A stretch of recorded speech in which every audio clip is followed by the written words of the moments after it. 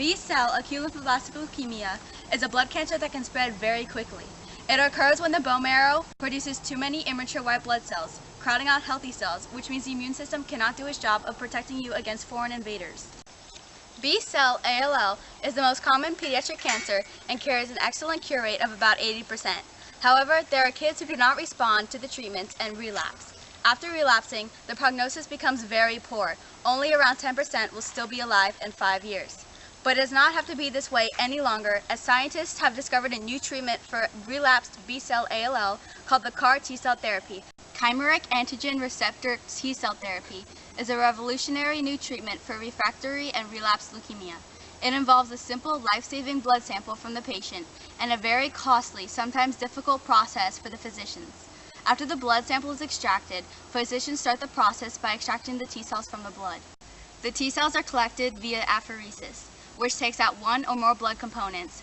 After the certain blood component is extracted, the remaining blood is returned back to the patient's body.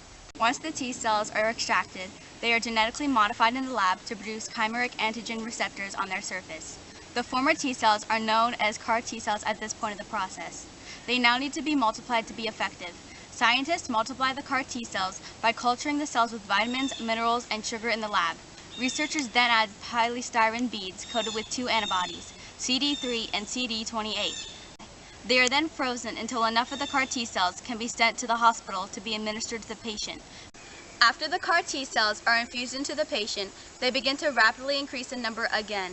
They will attack and only kill the cancerous cells with the targeted antigen on their surfaces, which is why the CAR T-cell therapy only works on cancers with a protein expressed by almost all B-cell malignancies, CD19.